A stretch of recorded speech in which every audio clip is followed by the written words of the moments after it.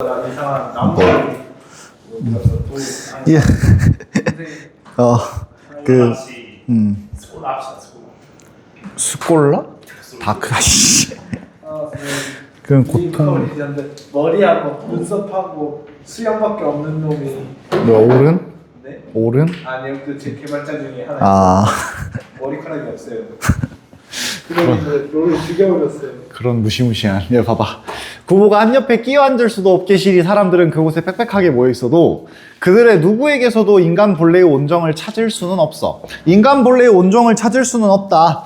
그리고 사람들 사이에 한마디 말도 건네는 것이 없다. 그럼 이런 거 우리가 다 뭐라고 말할 수 있겠어? 소통의 단절. 이렇게 말할 수 있겠지? 오직 자기네들의 사무에만 바빴고 간혹 말을 건네도 그것은 자기네가 타고 갈 열차의 시각이나 그러한 것에 지나지 않았어. 그러니까 서로 사람들끼리 하는 이야기도 뭐밖에 없는 거야? 시간에 대한 이야기 정도밖에 안 물어보는 거야. 이런 걸 우리가 도구적, 피상적 관계 이렇게 말하는 거예요. 오케이? 피상적이라고 무슨 말인지 알지?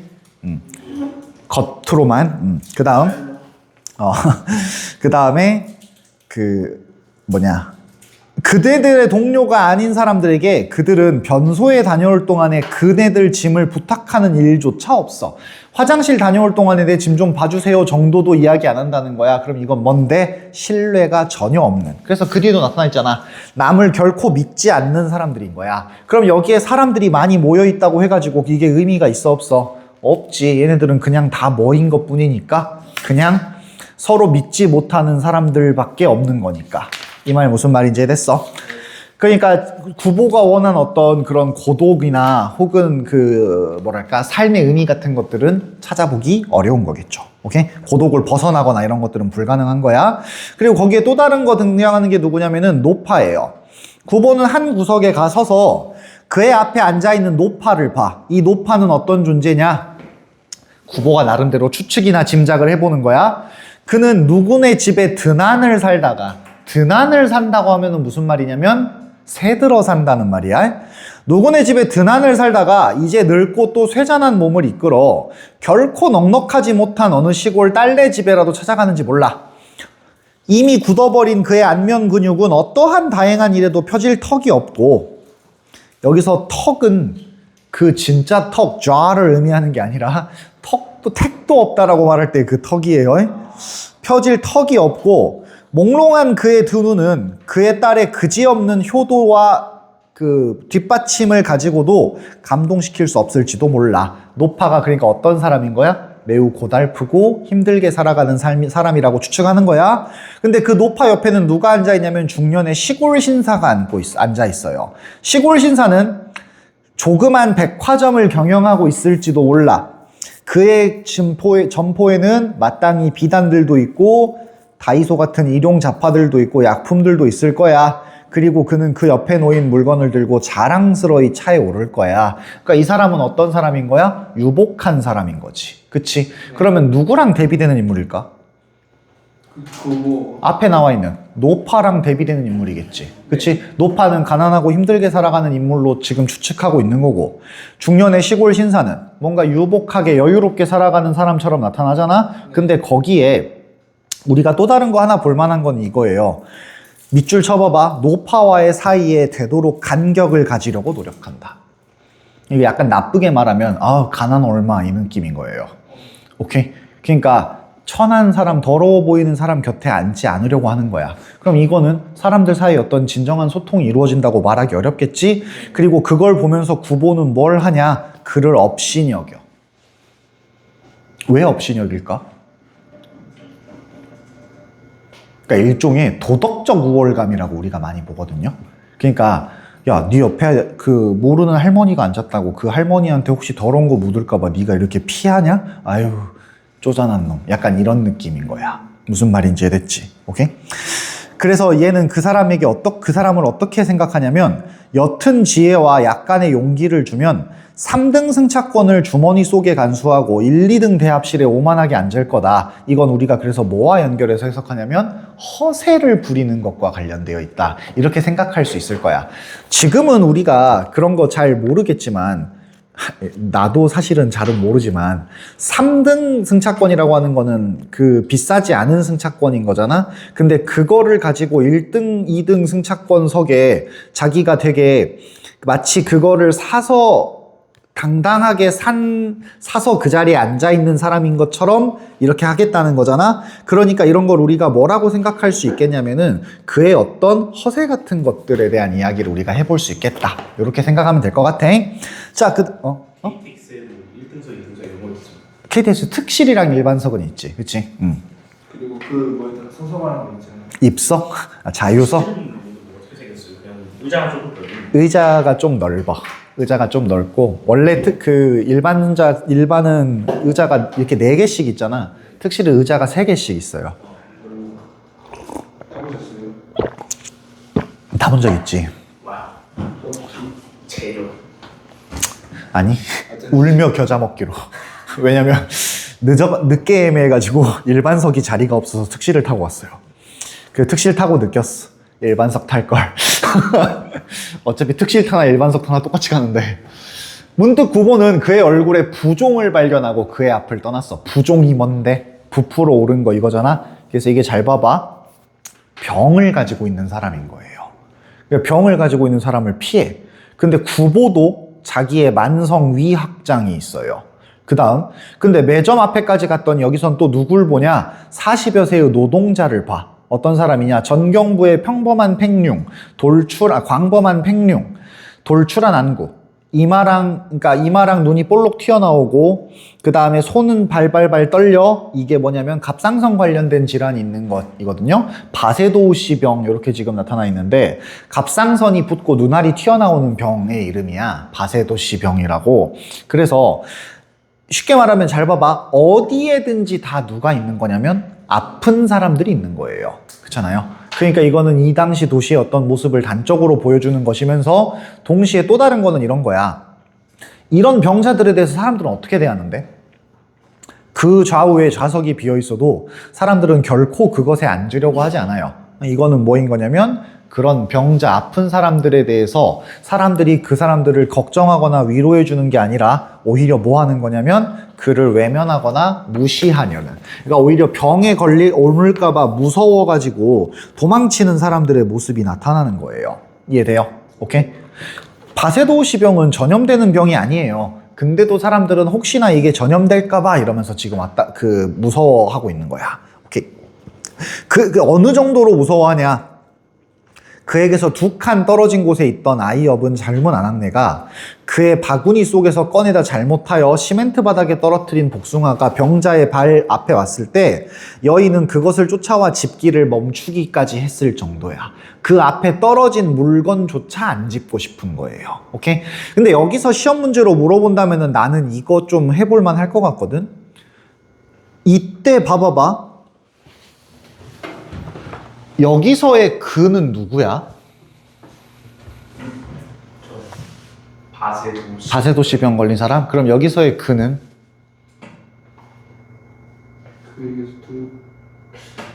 그 바세도우시. 바세도시병. 여기서의 그는? 무슨 그 여기 그. 아낙네. 아낙네잖아. 근데 봐봐. 여자건 남자건 상관없이 다 그로 쓰는 거예요. 그녀라는 말은 일제강점기 후반기부터 쓰이기 시작한 말이거든. 우린 원래는 다 그야. 성별하고 상관없이. 오케이? 그러니까 그가 누굴 가리키는지 물어볼 수 있겠네. 오케이? 그러니까 이거는 맥락상 잘 봐도잉. 구보는 이 조그만 사건에 문득 흥미를 느끼고 대학 노트를 펴들었어. 문 옆에 기대어 서 있는 캡 쓰고 린네츠메리 양복 입은 사나이에 그 온갖 사람에게 의혹을 갖는 두 눈을 발견하였을 때 구보는 이제 다시 그곳을 떠나지 않으면 안 되었어. 이 사람이 아마도 어떤 사람일 거라고 우리가 생각하냐면은 경비원이나 뭐 이런 거, 그 검표원 같은 사람일 것 같아. 근데 이 사람이 온갖 사람에게 의혹을 갖는 두 눈을 발견하니 구보는 자기가 원하는 것을 찾지 못하고 결국 여기를 다시 떠나야 하는 신세가 되는 거예요. 오케이? 표 있어? 봅시다. 이런 거 하게 될 수 있으니까. 오케이?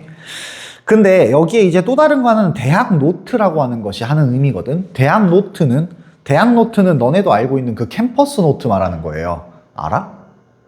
그냥 캠퍼스 노트 적힌 거라는. 그거야. 그냥 캠퍼스 노트라고 적혀있는 그냥 노트. 그냥 노트야. 근데 이 노트는 그래서 어떤 거냐면은 기록하기 위한 거예요. 그래서 구보는 우리가 그래서 이런 걸 뭐라고 말하냐면 고현학 이렇게 말하는 경우가 있거든. 그러니까 구보가 소설가로서 보여주고 싶은 건 현실의 모습을 있는 그대로 기록하는 거야. 오케이? 자, 근데 거기에 잘 봐봐. 이제 또 다른 사람들에 대한 이야기로 바뀌어요. 두 명의 사나이가 서 있었어. 두 명의 사나이 어떤 사람인데? 금광 브로커들이에요. 두 명의 사나이가 서 있었어. 낡은 파나마에, 파나마는 모자의 종류를 말해요. 낡은 파나마에 모시 두루마기 노랑 구두를 신고 손에는 조그만 보따리 하나도 들지 않은 그들은 무직자일 거야. 요즘으로 말하면 백수인 거예요. 근데 이 시대의 백수들은 다 누구임에 틀림없어? 금광 브로커임에 틀림없어. 금광 브로커가 뭔데? 여기에 금광 있으니까 이거 나한테 돈 주면 내가 좋은 금광이 있는데 알려줄게 뭐 이런 거 하는 거예요. 이 말 뭔 말인지 이해됐지? 그러니까 봐봐. 어떤 시대냐? 황금광 시대 이렇게 말하는 거야. 황금광 시대라는 것은 그 영어에도 있잖아요. 골드러시. 황금을 찾아서 사람들이 서쪽으로 떠나던 그 시대. 그러니까 이게 다른 말로 말하면 사람들이 돈에만 미쳐가지고 제대로 발굴되기도 어려운 그런 어떤 황금만 찾아가지고 다들 미쳐서 날뛰는 시대인 거예요. 이해돼요? 예를 들자면은 내가 갑자기 야 앞으로 미래는 비트코인이다. 선생님은 이제 수업 안 하고 비트코인만 할 거다. 이러면서 갑자기 비트코인 채굴하는 사람이 되겠다고 하면 너네는 와 선생님은 역시 얼리 어답터야 뭐 이러겠니? 그렇잖아. 이미 개 늦었잖아요. 미친놈이세요? 이렇게 될 거 아니야. 그렇다는 거야. 오케이? 자본주의의 어떤 부정적인 속성을 드러내고 있는 거예요. 구보는 저도 모르게 무거운 한숨이 새어나왔어. 자, 이 한숨은 긍정적인 의미의 한숨일까? 부정적인 의미의 한숨일까? 부정적인 의미의 한숨이지. 그치? 이것 또한 숨김없는 인생의 하나의 모습이라고 구보는 생각하기는 해. 심지어 뭐라고도 생각하냐면 아무런 목적 없이 나온 자기보다는 훨씬 더 생산적일 수도 있겠다라고 생각하기도 해요. 시내에 무수히 산재한 광무소, 인지대 100원, 열람비 5원, 수수료 10원, 지도대 18전 등등등등 출원 등록된 광구, 조선 전토의 7할, 시시각각으로 사람들은 졸부가 되고 또 몰락해 갔어. 지금 여기서 이런 황금광 시대를 보여주는 모습이 어떤 모습이냐면 사람들이 그 황금광 시대, 그러니까 그 금광을 찾아보겠다고 하는 생각에 잔뜩 빠져가지고 돈이나 이런 것들을 막 내면서 이런저런 그 금을 찾아보기 위한 시도들을 하지만 그렇지만 그걸로 인해 졸부가 되는 사람들도 있지만 몰락해가는 사람들도 있는 거예요. 현대에서 코인하는 사람들이 비슷한 느낌인 거지. 그치? 그러니까 돈에만 미쳐가지고 이렇게 살아가고 있는 사람들의 모습을 얘는 비판적으로 생각하는 거야. 심지어 거기에 껴있는 사람이 누구기도 하냐면 지식인들이기도 한 거예요. 지식인들. 평론가와 시인, 문인들까지 끼어 있는 거야. 구보가 생각할 때 문인들은 이런 삶을 살아야 되는 걸까? 아닌 거겠지. 구보가 생각할 때에 문인, 이런 지식인들은 이런 상황에 대해서 문제의식을 가지고 무언가 이야기해 줄 수 있어야 되는데, 그런데 문인들마저 그런 데 빠져 있어. 심지어 구보도 사실은 약간 이런 쪽에 어떤 고민이나 이런 것들이 있기는 있는 거예요. 구보는 일찍이 창작을 위하여 그의 친구의 광산에 가보고 싶다고 생각했어. 사람들의 사행심, 황금의 매력, 그런 것들을 구보는 보고 느끼고 하고 싶었어. 그러나 고도의 금광열은 오히려 어디에서만 볼 수 있냐면 총독부 청사 동쪽 최고층 광목과 열람실에서만 볼 수 있었어. 그러면 이건 잘 봐봐. 사람들이 금광열이라고 하는 것은 금광에 가서 금을 이렇게 실제로 캐내려고 하는 그런 어떤 노력 속에서 드러나는 것을 보고 싶었는데, 근데 막상 그런 금을 찾아 헤매는 사람들의 그런 열기는 진짜 광산에서 광산을 파내려 가는 것을 통해 얻어진 게 아니라 그냥 어떻게든 한번 황금 한번 따보겠다고 저 여기에 황금 채굴하겠습니다 하는 신고하는 그 신고하는 신고실에만 잔뜩 몰려 있었다, 이런 이야기인 거예요. 이 말 무슨 말인지 됐지? 그러니까 사람들이 그냥 진짜 어떤 그 황금을 건실하게 자기가 하나 이렇게 캐내려고 하는 그런 모습이 아니라 그냥 대충 돈 한번 잡으려고 뜬구름 잡는 그런 소식들을 들어가면서 돈 주고 사고 팔아가면서 살고 있는 모습이 드러나는 거야. 오케이? 그때 문득 한 사나이가 둥글넓적한 또 비속한 얼굴에 웃음을 띄우고 그의 앞에 손을 내밀어 여기서의 사나이는 누구냐면 두보 친구예요. 두보 친구인데 어떤 사람인지 우리가 한번 좀 봐봐야 돼. 일단 첫 번째, 두보는 이 친구를 긍정적으로 생각해, 부정적으로 생각해? 왜? 걔의 얼굴을 천박한 얼굴에 그 모양 없는 손을 내민다. 모양 없다라고 하는 말은 그 안 예쁘다예요. 쉽게 말하면 그 못생긴 손을 내민다 이런 거예요. 그도 친구라면 친구긴 했어. 여기서의 벗은 진정한 의미의 친구가 아니라 그냥 같이 학교 다닌 친구야. 어떤 친구냐면 중학교 다닐 때 열등생이었던 친구. 열등생이란 말은 뭔 말인지 알지? 공부 공부 못하는, 옛날에는 학습 지진하라 그랬는데 요즘은 그런 말 안 쓰잖아요. 네, 어쨌거나 공부 잘 못하는 애. 근데 잘 봐봐. 그러면 공부도 잘 못하고 이런 애니까 얘는 원래 어때야 되는 거냐면 자기가 생각할 때 얘는 연애 같은 거 못 해야 되는 거예요. 근데 이 친구는 돈이 많아. 그 밑에 봐봐. 그 사나이는 금시계를 꺼내보고, 여기 보면 금시계 이렇게 있잖아. 얘가 금시계를 꺼낸다는 건 돈이 많다는 거겠죠. 예를 들면 갑자기 내가 여기서 황금 휴대폰을 꺼내는 거예요. 그러면 와, 선생님이 우리 고혈을 빨아가지고 돈을 졸라 벌었구나 이렇게 생각할 거 아니야? 그치? 그런 느낌이랑 똑같은 거예요. 황금 휴대폰을 갑자기 다 꺼내. 그러니까 얘는 지금 돈이 많은 거야. 그러니까 돈이 많으니까 얘는 옆에 누가 있어요? 여자친구가 있는 거예요. 그래서 얘는 이렇게 생각해. 구보는 야, 이제 이런 애들도 여기 밑에 봐봐봐. 이런 자도, 이렇게 돈 말고는 아무것도 없는 애도 연애를 하는 시대가 왔나? 이러는 거예요. 이 말 무슨 말인지 됐지? 그리고 또 다른 거 하나는 이거야. 우리의 구보는 이 친구에 대해서 부정적인 생각을 가지고 있잖아. 그래서 구보가 그 친구가 자기를 부를 때 자네라고 부르는 것이 불쾌한 거예요. 오케이?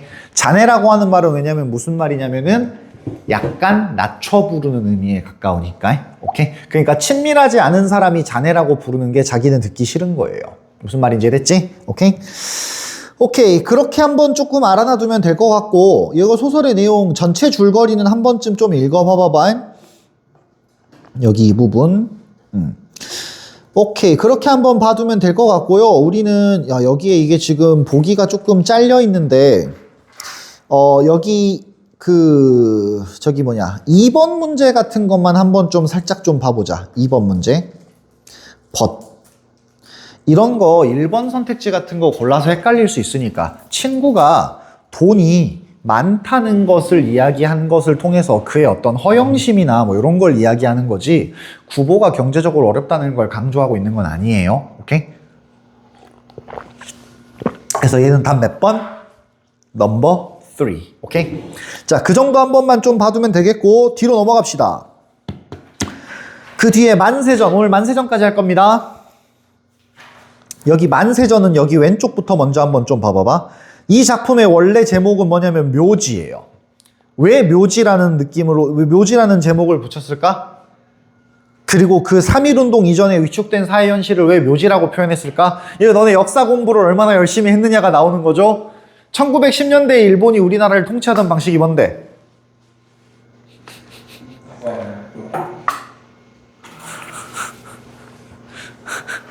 무단통치. 그치? 문화통치, 민족말살정책 이렇게잖아요.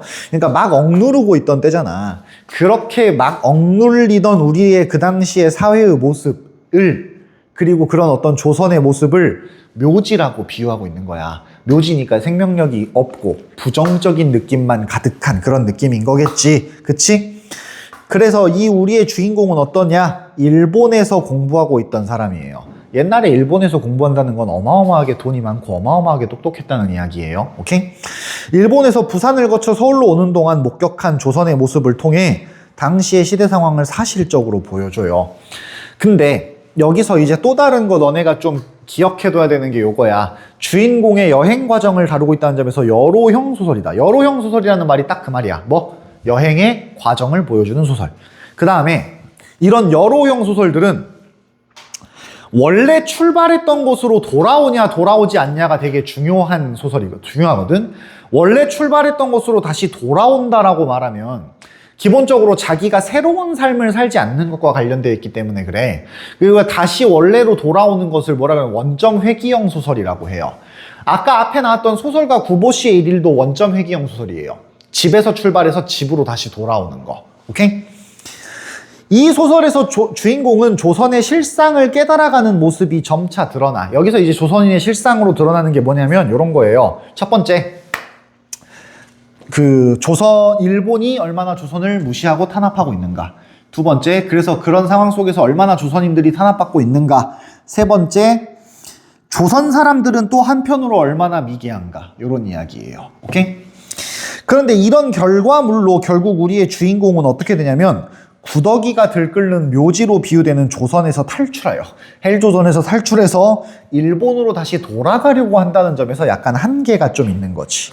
왜냐면 옛날 소설들은 얘들아, 옛날에는 대학에 가서 공부를 한다, 유학을 한다 이런 거는 굉장히 열심히 공부한 사람이야. 이런 사람들을 우리가 세 글자로 지식인 이렇게 부르는 거예요. 근데 이런 지식인들은 사회에 자기가 열심히 공부할 수 있게 해준 그런 사회에 갚아야 되는 어떤 책임이 있다고 봤어. 이 말 무슨 말인지 이해가 돼? 그래서 그런 어떤 지적 책무를 다하기 위해서라도 반드시 어째야 하냐면 자기가 배운 것들을 나라의 발전을 위해서 써먹어야 된다라고 생각한 거야. 근데 우리의 주인공은 에이 난 모르겠고 탈조선 이렇게 하는 거예요. 오케이? 그러니까 이건 작품의 한계다 이렇게 말할 수 있다는 거지. 이해됐지? 내용 한번 좀 봐보자. 3.1운동이 일어나기 전 동경 W대학의 문과에 다니는 나는, 아마도 와세다 대학이겠죠? 해산 후더침을 앓던 아내가 위독하다는 정보를 받아요. 해산 후더침이라고 하는 건, 해산은 무슨 말인데? 아이를 낳았다는 말이야. 아이를 낳고 난 후에 우리가 저런 걸 말하거든요. 산욕열 이런 말들이 있는데, 시간에 애를 낳고 나서 그때 이제 이런저런 것들로 이제 감염이 돼가지고 걸리는 병들, 이런 걸 말하는 거예요. 해산 후더침을 앓던 아내가 위독하다는 전보를 받아 학기 말 시험 도중이었지만, 밑줄 한번 쳐볼래? 아버지에게 꾸지람을 받을 것이 걱정돼요. 얘는 아내가 위독하다 그러는데 뭘 걱정해요? 안 가면 아빠한테 혼날까봐를 걱정해요. 그러니까 얘는 아내에 대한 애정이 있는 거예요, 없는 거예요? 없는 거예요. 그래서 여기 이 뒷부분은 뭐냐면은 면도나 할까, 이 부분은 어쨌거나 집에 가야 되니까 조금 몸을 다듬어야 되지 않을까? 이렇게 생각해가지고 이발소에 들어간 거야. 근데 잘 봐봐. 이렇게 대답을 하고 나서 생각해보니까 무슨 생각이 드냐면은 갑자기 이런 생각이 들어요. 깎지 않아도 좋을 머리까지 깎으려는 자신의 모습이 야비하게 느꼈다. 그러니까 얘는 어떤 거냐면 사실 고향에 귀국하고 싶지 않은 거야. 깎지 않아도 될 머리라고 말하는 것 자체가 이미 그 말인 거야. 고향에 가야 되니까 머리를 깎겠다는 거잖아. 근데 고향으로 돌아갈 필요가 없으면 머리 안 깎아도 되지? 그러니까 사실 얘는 안 가고 싶은 거예요. 이 말 무슨 말인지 이해됐지? 그래서 앞에 붙은 거울을 멀거니 들여다보다가 혼자 픽 웃었어. 가만히 눈을 감고 자빠져서도 이처럼 여유롭고 늘어진 자기의 심리를 의심스러운 눈으로 들여다보지 않을 수 없었어. 얘는 그러니까 왜 나는 이렇게 고향에 가기 싫은 거지? 이러한 자기의 심리를 스스로 들여다보기 시작하는 거야. 그래서 얘가 하는 생각은 뭐냐, 이런 생각이에요. 싫든 좋든 하여간 근 6, 7년간이나 부부란 이름으로 지내왔는데 당장 숨을 몬다는 말은 숨이 날락말락 한다는 거야. 죽을락 말락 한다는 거야. 그렇다는 아주 급한 전보를 받고 나서도 아무 생각도 머리에 떠오르지 않고 무사태평해. 아내가 그렇게 꼴까닥꼴까닥 하고 있는데도 아무 생각도 머리에 떠오르지 않는다는 건 아내에 대한 애정이 없다는 말이겠지. 그치? 속담의 상말로 기가 하도 막혀서 막힌 동 만둥해서 그런가? 그럼 이거는 아내의 죽음이 너무 슬퍼서, 혹은 아내가 위독하다는 사실이 너무 슬프고 안타까워서 오히려 아무 느낌이 안 들어버리는 건가? 아니, 그렇다면은 그건 아닌 것 같고, 누구에게 반해서 그런 걸까? 내가 쉽게 말하면 다른 여자랑 사랑에 빠졌기 때문인 걸까? 이런 거예요. 오케이? 다른 여자랑 사랑에 빠졌나? 그럼 누구한테 사랑에 빠졌지? 라고 생각해 보는데 머릿속에 떠오르는 게 처음엔 없었어. 근데 그럴 때 머릿속에 나중에 떠오르게 되는 이름이 누구야? 정자예요. 정자는, 여기서의 정자는 스perm이 아니에요. 알겠지? 여기서의 정자는 시즈코라고 하는 일본 여성이에요. 일본식으로 읽으면 시즈코라고 하는 일본 여성이야. 얘가 일본에 와서 사귄 내연녀예요. 알겠지? 내연녀예요. 사랑과 전쟁이에요. 모던 보이지. 뱃속 저 뒤에서는 정자 하는 소리가 들리는 것 같아. 근데 내가 막상 그래 나는 사실 시즈코와 사랑에 빠진 거야 라고 대답해 보니 다시 질색을 하며 머리를 내둘러. 그러니까 얘는 사실 시즈코도 사랑하는 거야 안 하는 거야? 안 하는 거야. 실상 말하면 정자가 아니라는 것도 정자라고 대답하려니만큼 본심에서 나온 대답이야. 그러니까 처음에 여기 앞에 얘가 먼저 던졌던 질문은 이거야. 나는 왜 아내 안 보러 가고 싶지? 왜 집에 돌아가기 싫지? 내가 혹시 누군가랑 사랑에 빠져서인가? 사랑에 빠졌다면 누구랑 빠졌지? 그러다가 머릿속에 떠오른 일이 누구냐면 정자, 시즈코야. 근데 그렇게 생각하고 나니까 갑자기 무슨 생각도 들어? 근데 나 시즈코 그렇게 사랑하지 않는 것 같은데? 이건 거예요. 오케이? 두 개의 생각이 모두 드는 거야. 쓰레기지. 그러면서도 자기가 지금 머리를 깎으려고 들어온 동기가 애초에 어디 있었더냐는 것은 분명히 의식도 하고 부인도 하지 않았어. 자기가 지금 머리를 깎으려고 들어온 동기는 뭔데? 아내의 죽음 때문에 조선으로 돌아가야 된다는 거잖아. 그러니까 얘는 아내의 죽음이 있다라는 것을 알면서 머릿속으로 정자에 대한 생각도 계속 하고 있다는 거예요. 오케이? 아주 호걸이죠? 그치? 그래서 그 밑에야 과연 나는 정자를 내 아내에게 대하는 것처럼 냉연히 내버려둘 수는 없으나 쉽게 말하면 정자는 내 아내처럼 이렇게 무정하게 대할 수 있다 없다? 없다. 그러나 내 아내를 사랑하지 않으니만큼 나는 다른 의미로 정자를 사랑할 수도 없어. 그러니까 나는 시즈코에게도 사랑에 빠지는 거야 안 빠지는 거야? 안 빠진다는 거예요. 개쓰레기예요. 결국 그래서 얘가 이렇게 말하는 거야. 나는 한 여자도 사랑하지 못할 사람이다. 이렇게 말하는 거야. 왜 그러는 걸까? 모르죠. 근데 이건 이제 우리가 이렇게 봐야겠지. 그러니까 굳이 따진다면 아니. 아내는 이제 조선의 어떤 뭐라 그래야 될까? 구시대적이고 약간 예전의 그런 구태의연한 어떤 모습이 남아있는 그런 거일 테고 정자는 좀 더 세련되고 뭔가 그런 삶일 거 아니야? 근데 중요한 건 얘가 일본인이라는 거예요. 나는 그러니까 식민지 조선인으로서 일본인과 결혼해서 살 수 있냐? 안 되는 거예요. 그렇잖아. 그리고 반대로 그러면은 그러니까 일본인과 결혼해가지고 일본 사람인 것처럼 마음 편하게 살 수 있냐? 그것도 안 되고. 그렇다고 해서 조선의 이 아내 같은 이 아내는 왜 아프냐면은 서양 의학의 그런 거를 안 빌리고 그냥 대충 막 부적 막 이런 거 쓰고 한의학적으로 막 뭐 다려 마시고 이러다가 지금 병이 난 거란 말이야. 그러니까 사실 병원 갔으면 금방 해결될 문제를 해결 못 해가지고 죽은 거야. 그러니까 이런 구태의연한 모습도 갖고 싶지 않고 그렇다고 해서 일본인과 결혼해서 일본인처럼 편하게 살 수도 없는 그런 마음이 사실은 여기서 이렇게 드러난 거지. 이해됐지? 이런 생각을 할 때 나는 갑작스럽게 고독을 느끼지 않을 수 없었어. 그러나 저러나 지금 이다지 시급히 떠나려는 것은 무엇 때문이지? 여기도 이제 쓰레기 같죠? 내가 간다고 해서 죽은 사람이 살아날 리도 없고 이미 죽었다고 한다면 내가 안 간다고 나한테 뭐라고 할 사람이야 있겠어? 6, 7년이나 같이 살아온 정이 있으니까 가야 된다? 정말로 정이 들었을까? 그건 그냥 입에만 붙은 말이지. 그러면 을이나 인사치레로라도 가야 되나? 그렇지 않으면 일가에 대한 체면에 그럴 수 없다거나 남편 된 책임상 피할 수 없어서 나가봐야 된다는 말인가? 그런 건 염두에도 없어. 그러니까 얘는 잘 봐봐. 자기가 조선에 가야 되는 이유가 뭔지를 계속 생각해. 내가 간다고 하면 죽은 사람이 살아나나? 아니지. 내가 만약에 이미 그 사람이 죽었다면 내가 안 간다고 뭐라고 할 사람, 정확히는 장례를 돌볼 사람이 없을까? 그럼 나 없어도 누군가가 장례 치러줄 수 있다는 말이에요. 그 다음 6, 7년 살아올 동안 정 때문에? 정말 정 붙은 거 맞아? 아니야. 그럼 을이나 인사치레로라도 가야 되나? 아니지. 일가에 대한 체면 때문에 친척들 보는 눈이 무서워서 가야 된다거나 남편이니까 가야 된다? 에이 나는 그런 생각 한 적도 없어 이거예요.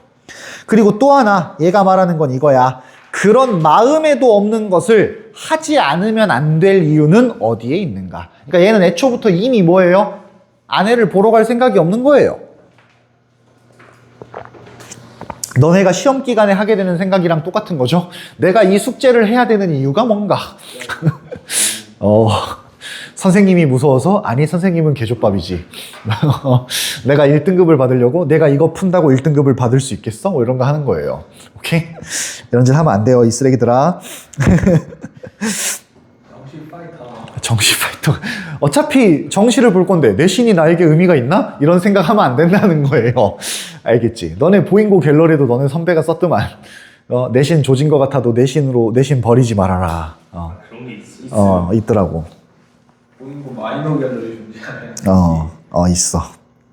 그리고 가고 갤러리, 우르모 갤러리, 정보 갤러리. 다 있긴 있는데 제일 돌아가는 데는 그나마 보잉고 갤러리인 것 같은데. 내가 둔촌고랑 창덕, 배명고 갤러리가 엄청 활발해요. 배명고 갤러리가? 근데 그 배명고 갤러리가 활발한 건 약간 안 좋은 의미로 활발할 것 같은데. 그치? 친구 말로는 거기서 그러니까 1배 드립이 난 건. 그치. 뭐 원래 그런 거 하려고 놀러 모이는 데니까 뭐 그렇겠죠? 제가 그걸 너가 어떻게 하냐고 물어봤더니 내가 하거든. 미치겠다.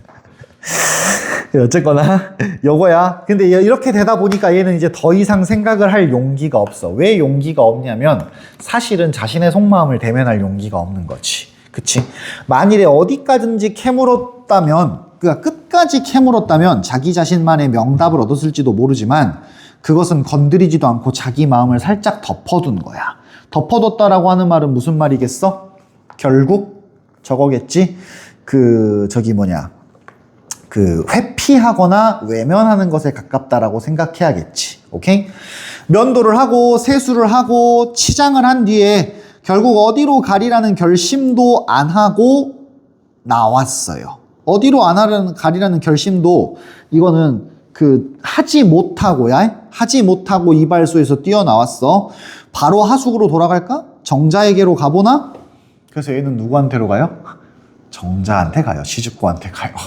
오케이? 시즈코를 만나 그리고 일본인 형사의 검문을 받으며, 여기다가는 밑줄 하나 좀 쳐놔봐 줄래? 일본인 형사의 검문을 받는다. 이게 얘한테 뭘 느끼게 하냐면 자기가 그렇지 식민지 조선인이라는 것을, 식민지 국민이라는 것을 자각하게 만들어요. 쉽게 말하면 일본에서 공부할 때에는 내가 일본 여자랑 데이트도 하고 그냥 다 되게 동등한 인간인 것처럼 느껴졌지만 갑자기 야, 너 말투가 이상한데? 너 일본인이야 조선인이야? 이런 거 하는 거 당한 거예요. 일본 무슨 말인지 이해가 돼? 그런 거야. 그러니까 나는 식민지 국민이구나 라고 자각하게 되는 거. 그 다음 그 연락선 목욕탕에서 일본인들이 대화를 하는데 일본인들은 어떤 대화를 하냐면은 조선인 애들 적당히 속여가지고 대충 배에 태운 다음에 그 다른 나라에다 갖다 팔면 돈 엄청 벌어, 이런 이야기 하고 있는 거예요. 오케이? 그러니까 이것 때문에 이제 충격을 받게 된 거야. 그리고 부산에 도착한 후 기차를 타고 오는 과정에서도 그 기차에 타 있는 사람들의 그 되게 참혹한 여러 모습들을 계속 보게 되는 거예요. 그러니까 얘는 결국 어떻게 되냐면 이 과정을 통해서 와, 우리나라의 동포들이 아주 힘든 상황에 놓여 있구나라는 걸 깨닫게 돼. 이 말 뭔 말인지 이해가 돼? 그런데 그러고 난 며칠 뒤에는 결국 아내가 죽어요. 그리고 나는 정자의 편지에 답장을 써요. 정자의 편지는 우리 와서 결혼합시다. 그냥 쉽게 말하면 우리 관계 어떻게 할지 답을 정해줘, 이런 느낌인 거야. 근데 그러면 나는 거기에다가 무엇을 어떻게 대답하냐면 이렇게 대답하는 거예요. 소학교 선생이 사배를 차고 교단에 오르는 나라가 있는 것을 보셨습니까? 이게 그 당시 무단 통치 시기에 우리나라의 사회 모습이죠. 선생들이, 그렇지, 일제강점기 초기에 선생들이 군복을 입고 그 칼을 차고 이렇게 와가지고 학생들 수업하는 거, 이렇게 차고 와가지고 수업하는 거예요. 마법사들은 마법사 옷 보니까 지팡이를 여기다 넣는 옷이 있던데, 지팡이를 여기다 넣는 그 주머니가 있던데. 칼 말고 방망이는 안 돼? 방망이는 있는데. 근데 해리포터 보면서 항상 궁금했던 게 아니 막 지팡이에서 비트 뿜어져 나오고 순간 이동도 하고 하는데 왜 지팡이를 약간 다른 공간 속에 넣어놨다가 꺼내실 수 없는, 꺼냈을 마음은 없는다. 이게 또 지팡이가 있어야 또 간지나잖아. 간지는 또 못 포기하지. 이건 못 참지. 항상 넣어두고 다니다가 전투할 때 시험 볼 때나 쓸 때 이제 딱 거기서 꺼냈으면 되잖아. 아니, 그러니까 그렇게 뽀내는 것도 멋있었는데 그 사람의 이제 생각에 한계가 있었나 보죠. 아니면 그 사람이 총은 이렇게 차고 다녀야 맛이지 약간 이런 느낌으로 생각했을 수도 있지. 카우보이들도 총 차고 다니잖아요. 근데 소설 보면은 그냥 뒷주머니에 대충 쑤셔놓고 다니는 그 간지를 모르는 어린 마법사들인 거야. 아니면 너무 찌들어버리는 마법사들이거나. 여기 봐봐. 어쨌거나 이게 당시 식민지 조선의 모습이야. 고민하고 온회하는 사람을 존경하시고 편을 들어주신다는 그 말씀은 반갑고 고맙기 짝이 없습니다. 쉽게 말하면 내 편을 들어주신다는 그 말씀은 반갑고 고맙기 짝이 없습니다. 그러나 나의 이 고민은 스스로 성찰하며 이루어지는 고민과 온회가 아닙니다. 나는 어떤 존재냐? 발길과 채찍 밑에 부대끼면서도 숨이 죽어있는 거세된 존재입니다. 그러니까 쉽게 말하면 나는 고민과 온회를 하고 있는 사람이 아닌 거야. 그 식민지 지배자들의 발 밑에 밟혀서 껄떡껄떡 숨 넘어가기 직전의 인물인 거야. 이런 거세된 존재에게도 존경과 동정을 느끼시니? 이렇게 물어보는 거예요. 하도 못생겼으면 가엾다가도 화가 나고 미운증이 나는 법입니다. 하도 못생겼다. 여기서의 하도 못생긴 게 이제 자기겠지? 이렇게 못생긴 사람이, 그러니까 여기서의 못생겼다는 말은 외모가 못생겼다는 게 아니라 이런 상황, 그러니까 아주 부정적인 상황에 있는 애들이면 나중에는, 처음에는 가엾게 여겨질 수 있지만 나중에는 화가 나고 미흡게 느껴진다. 그러니까 지금은 너가 나를 가엾게 여길지 모르지만 나중에는 결국 화가 나고 미워하게 될 거다. 너가 나를 연민할지 모르겠지만 연민은 아무것도 구하지는 못해. 즉 이거는 정자의 사랑을 거절하는 거예요. 오케이? 쓰레기죠? 이제 구주의 천지는, 구주는 어딜 말하냐면 유럽을 말해요. 유럽을 한자로 구라파라 그러거든.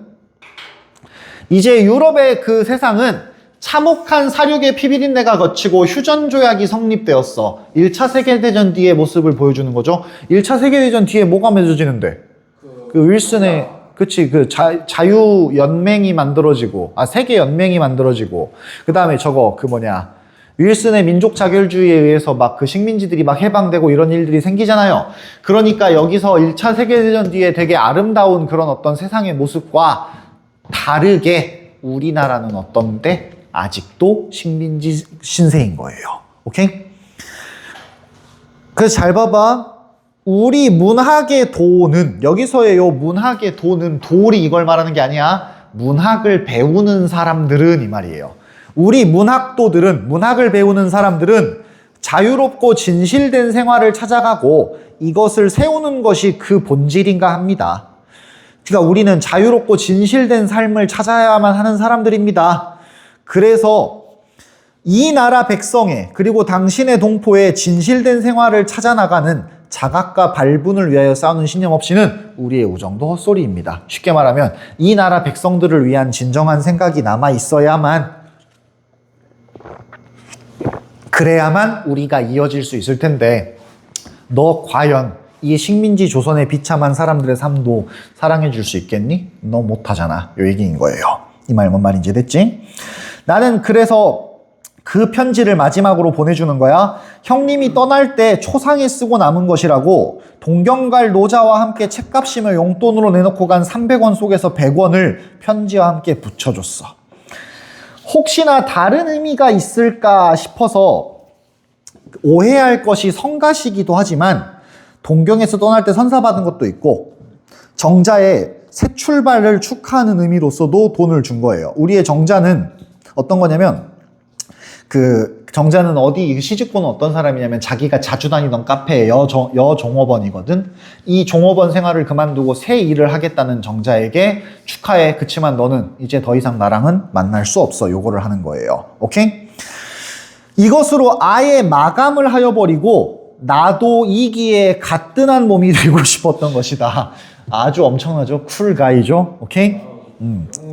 영웅 홍걸이죠. 그 다음, 나는 열흘 더 있다가 아무래도 학교 일이 걱정이 되어서 떠나고 말았어. 이런 사람들이 막 왔는데, 근데 나는 어떤 거냐면은, 잘 봐봐. 우리의 큰집 형님은 이렇게 말해. 내년 봄에 나온다는 말은 조선으로 들어오면 어떻게 속현, 쉽게 말하면 대를 이어나가는, 쉽게 말하면 새 아내를 들여야 되지 않겠니? 이러는 거야. 그러면 여기서 원하는 건 뭔데? 귀국해서 재혼하라는 이야기겠죠?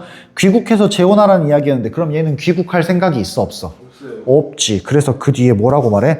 저는 겨우 무덤 속에서 빠져나가는데요. 무덤이 어딘데? 초선인 거예요. 오케이? 이 조선에서 겨우 빠져나가는데요. 나는 따뜻한 봄이나 만나서 별장이나 하나 장만하고 꺼드럭거릴 때가 됐거든요. 이렇게 말하는 거야. 그러니까 이거는 잘 봐봐. 여기 이 뒤에 말은 무슨 말이냐면은 이런 느낌이에요. 나는 이제 좋은 여자 만나가지고 너네도 이렇게 말하면 아나? 샷다맨이나 돼가지고 셔터맨이라고 뭔지 알아?